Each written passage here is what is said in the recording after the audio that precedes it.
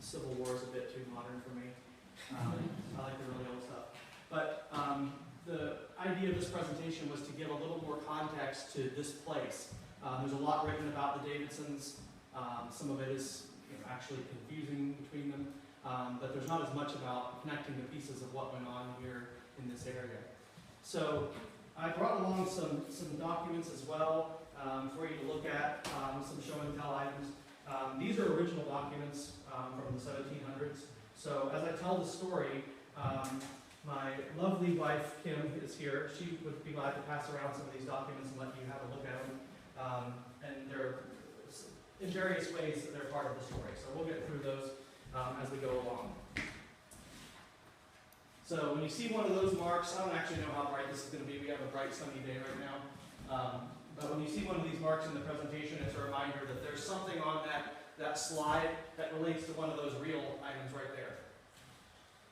So to give you some perspective of this area, in the early 1700s, there was nothing really west of the very first few counties along the ocean that were being built. Going way in, you have Indians, you've got Cherokees and Catawbas and Shawnees and plenty of others. A lot of this area is really undeveloped and wild, uninhabited. But as you go a little forward, here's 1740, we've already got some counties working their way in. An interesting thing about this period is when they made a new county, it was limitless.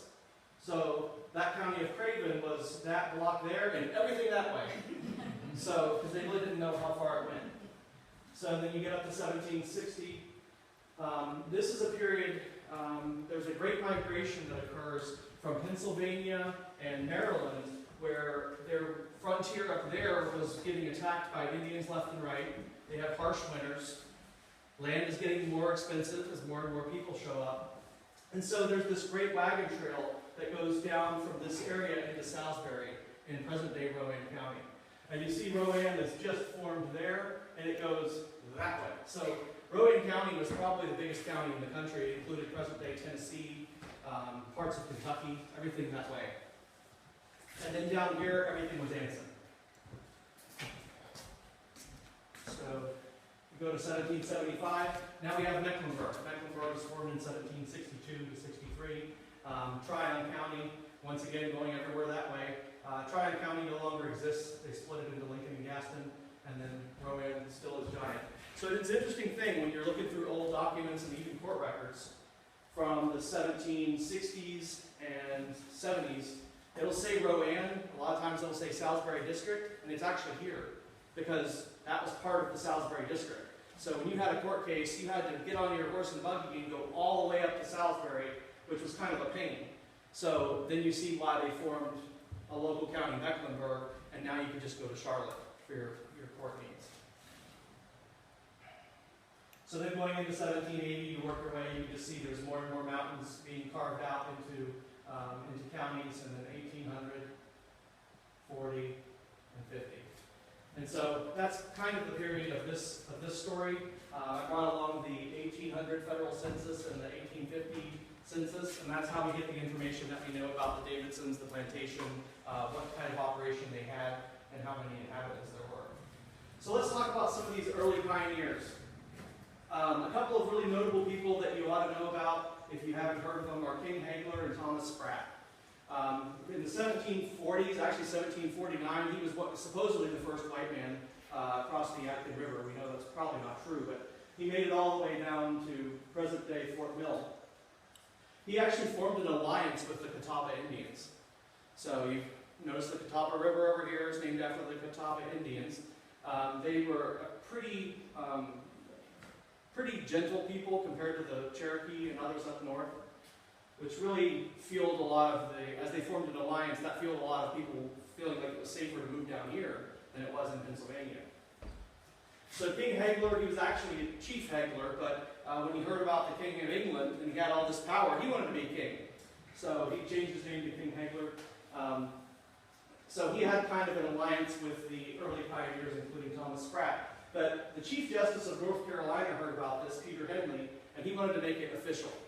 So in 1756, he sent an emissary group of all of his people out to Salisbury to go and meet with this king and actually have one of the first, actually the first alliance between the Catawbas and the white folks. So this is actually an arrest warrant from 1756 that's about a month after that famous treaty was signed. So I'll let her pass that around. And it has this. Signed by Peter Hitler. So during that meeting, one of the things that King Hagler said was, "We will stand by our brethren the English or go down into the grave with them," which is a pretty strong words. I mean, when you consider that everywhere else they're pretty much fighting. So that was a pretty big deal, I think, that first alliance. So down in Charlotte, I don't know if you've ever seen the Trail of History. Has anybody had a chance to walk that trail or heard of the Trail of History? They're just now starting to advertise it. They've actually made this trail through town. It's like a greenway that's about 4 miles long. All along the way, they have important historic figures for Charlotte. So they've got like Captain Jack riding a horse with the neck deck, and they've got King Hagler, Thomas Spratt. This is a rendition of Thomas Spratt with King Hagler. And every year or two, they unveil a new statue down there. But it's just a nice walking way. So another person that I want you to get to know is Colonel Adlai Osborne. Colonel Osborne was pretty important in the Revolution for what is now Iredell County area. He came down during this migration that I talked about in 1750, when everybody was just coming down to this new area. They came from New Jersey. He was educated at Princeton, so he was very well educated. At this time, Princeton was actually known as Jersey College. It wasn't yet Princeton, but so for the backcountry, he was a very educated man. So when he showed up here, within 3 years, he was already clerk of the Rowan Court, which was a pretty big deal because that covered this whole area. He went on to become a lieutenant colonel in the militia. The reason why this is interesting is most of the people that worked for the court ended up being loyalists because they were getting a pretty good paycheck from the king, and not only that, they were profiting handsomely off of people's from these fees that they were collecting. So during the Revolutionary War, he actually hid the armory in his house. So there was a public magazine of all the gunpowder and all the stuff, and the British wanted to get it. So for 4 years, they were hunting everywhere trying to find this supplies these patriots had. Well, come to find out, it was hiding in his house the whole time because he had a huge mansion, and it was hidden underneath his house. So this is in present day exit 33. So if you go up to towards Mooresville, take exit 33. He's actually buried up there at Center Presbyterian Church. The old colonel, Adlai Osborne. And then later in life, in 1789, he was a delegate who voted to ratify the U.S. Constitution. So he had a pretty big hand in American history. He went on to marry Margaret Lloyd. She was another Patriot's daughter in 1771. He called his plantation Belmont.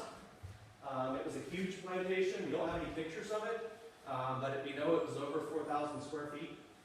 He had 11 children, including little Margaret. So remember the name Margaret. She was their youngest daughter.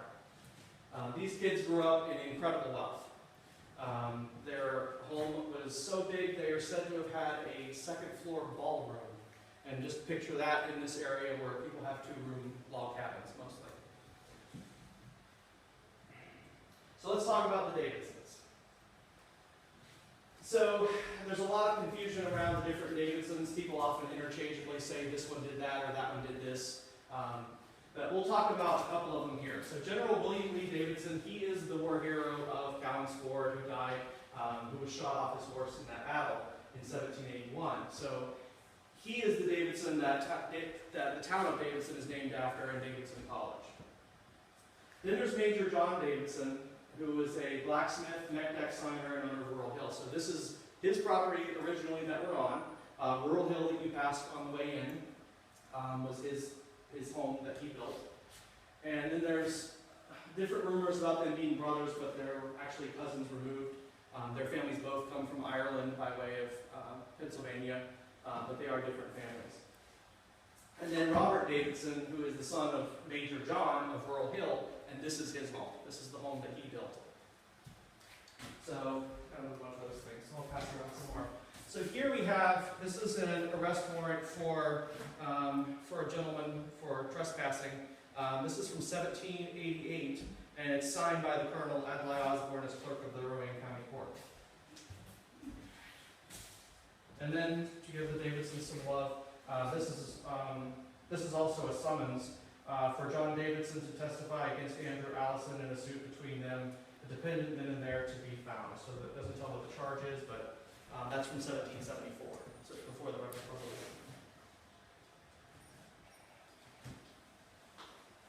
So you'll see these signs down on Beatty's Ford in 73.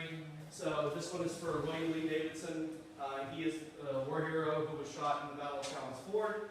That sign is down by the Hopewell Presbyterian Church. He's actually buried there, so I would recommend if you haven't been down to that cemetery, it's beautiful. They have plaques for the different people that served in the Revolutionary War that identify them as a patriot. They also give those to females as well, because there are a lot of them that helped to supply food and different ammunition and different things secretly to help the patriot cause. The Battle of Collins Ford sign, that's over on 73 as you're going across the Mecklenburg-Lincoln County line. So that battle actually took place there in the water and on the banks of the Catawba.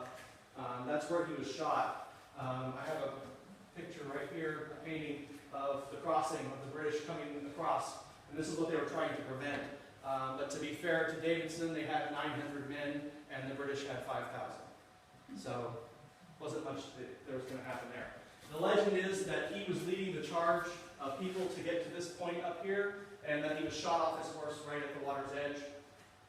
After the battle, two of his friends from Charlotte, Hezekiah Alexander, and Richard Berry, who actually lives, he has a sign too right down here on Beatty's Ford. They actually snuck in the middle of the night to go get his body. And there were so many Tory raiding parties running around that were pro-British that were just shooting anybody who survived. So they had to sneak in the night, go to the water's edge, get the body, and then they couldn't sneak it back to his actual church, which was up at Colonel Osborne's Center Presbyterian. So they actually buried him over here at Hopewell. So that's the reason he's buried there, even though that's not his church. They couldn't get across land through all the various Tories and British troops around. And then the last sign you turned on the road here, Neck Road, that's the sign there at the corner talking about John Davidson. An interesting thing about him is he is allegedly one of the signers of the Mecklenburg Declaration of Independence. That would be a whole different presentation just on that. But I brought along an 1870s rendition of celebrating the 100-year anniversary of the Mecklenburg Declaration. The allegation is that it was a year before America declared independence that they declared it here. A lot of Jefferson and Adams people get very upset when you say that they weren't the first ones to do it. So John Davidson on Rural Hill, he moved down from Pennsylvania just the same as the others in the 1750s. He apprenticed as a blacksmith. His parents were not happy about this. They wanted him to do something more elite. They wanted him to become one of the higher end in the community, but he was more interested in becoming a blacksmith. He actually was really good at that, and then later on in the years, he founds one of the first ore mines in Lincoln County. And a lot of the stuff we did around here wouldn't have been as well achieved if we didn't have that source of iron. He met and married Violet Wilson. She was actually the daughter of another plantation owner. If you go down Beatty's Ford a little ways more, there was a guy called Samuel Wilson. He had thousands of acres. So whenever they were married in 1761, he gave them a gift of land, and it was 600 acres. That was the property that we're on right now. So the original Rural Hill started off as 600 acres. Davidson served with Thomas Polk. Thomas Polk was one of the founders of Charlotte. He was pretty wealthy and was one of the most important names in Charlotte history. Both of them were also signers of the Mecklenburg Declaration. They built a beautiful 3- to 4-story brick mansion called Rural Hill in 1788. If you stood in front of it, you would say it was 3, but they called it 4 because it had a complete finished basement, which was very rare. And I mean, nobody had that around here, especially with the clay soil and the cost to build underground. This home was said to be one of the finest on the Catawba. Unfortunately, it doesn't survive. It was actually burned in 1898. And I'll show you a picture of it here in a moment. They had 10 children. One of these was Robert Davidson. He was born in 1769. So Robert Davidson, born right over here in Rural Hill, is the Robert Davidson who built this house. There's a view of Rural Hill, circa 1800. This is a watercolor that's painted. The ruins are still there. If you go down and park and go walk over to the area that's roped off, you can actually still see these columns. The pieces are still there. The bases are there, and one of them even has a piece of the column still there. But unfortunately, it burned down. It was considered one of the great tragedies of Charlotte. It was in the paper every day for like a week in 1798. So Robert Davidson is the next generation. So he's the second generation of Davidsons on this land. In 1795, his father gave him 430 acres, and if you look at the court document, it says for love and affection, which is kind of unusual in those days for someone to say that on a court record. So he intended for him to have his own plantation. So this was named Holly Bend. If you look at it on Google Maps or on a map, you'll see that there's a big bend in the Catawba River here, and it said that this whole area was filled with holly, and so he called it Holly Bend. The home was built between 1795 and 1800. Most of it was probably towards the end of that period, like 1799, 1800. So over the next few years, we have the census records every 10 years, and you'll see he grows his property significantly. He is constantly looking for a deal. He's buying every piece of property he can get his hands on between here and the Catawba, north and south of here. He eventually ends up with 2,800 acres. In the 1850 census, which I have over there, he was actually had one of the highest valued properties in Mecklenburg. And if you add up all of his properties, he was probably the richest man in Mecklenburg County. And then in 1801, actually on New Year's Day, they had their wedding. He married the daughter of Colonel Adelaide Osborne. So the little Margaret we talked about earlier, she actually married Robert Davidson. So Peggy actually took kind of a step down in terms of her home. She was going from a massive brick plantation mansion in Iredell down here to this, frontier house. But it was still, incredibly opulent for most people around here. There's a picture of the house. Now, one thing to note about the house is this porch was added on after the fact. We know it wasn't originally there, but in 1860s and 70s, there were some neighbors who visited, and they actually kept a note in their journal, and they remarked on how long the porch was and how unusual it was. So we know it was there after the Civil War. So here's Mr. Robert Davidson. He looks very happy. He's age 54 here. That picture was circa 1823-80. So he went by Robin. All of his friends knew him as Robin. If you think he looks like a fun time, let's have a look at Peggy. She's very happy. So you can tell they had a lot of partying going on here. She's aged 47 there in that picture. So Uncle Robin and Aunt Peggy, as they were known about the community, there's lots of things written about them. There's several interesting books about their life. They were kind of like the community, everybody's aunt and uncle. They didn't have kids. They had all kinds of money. They had all kinds of room, and they were pretty well liked in the community. They supported a great number of nieces and nephews who actually lived in this house. So there were kids that grew up in this house. In 1802, they took in an orphan. Now this means something different than what we're used to. In this time, whenever a man would die, his wife, even if she survived, was considered the mother of orphans because she would have not had a job and had no way to take care of the kids. So they had something called an orphan bond, where somebody would say, I pledge to the court that I will take care of these kids until they are of age, and I'll give them these things, X, Y, and Z. And you have to train them in some type of a trade. So I did bring along an orphan bond, just so you can see what that was like. This is from 1822. This one is for Sally Slater. Her father Thomas Slater died and left her an orphan, and she was taken on by Benjamin Riddle. So you can look at that. So this particular orphan that was here was Jean Price. So her father, John Price, Christ, deceased. She was 9 years old, so she was bound to Robert Davidson until she's of age. And so what they wanted her to learn was the art and mystery of a spinster and seamstress. So they wanted her to learn how to be not just necessarily a home ec lesson. They wanted her to be able to do something with it, to actually be able to work with textiles. But it still sounds fun. One of their nephews-in-law was William A. Graham, who was the governor of North Carolina in the 1840s. There's several journals and things from Robin writing about how proud he is of how he went on to be such a great political leader. And probably the reason why she looked so pouty in that picture was because they say she had no toes. Now, whether or not that's true, I don't know. It's a family legend. That would be no fun. So there were some other nieces and nephews. Robert's brother-in-law was the Reverend Alexander Caldwell. He married his sister Sarah. He preached down at Rocky River Presbyterian, but he lost his mind.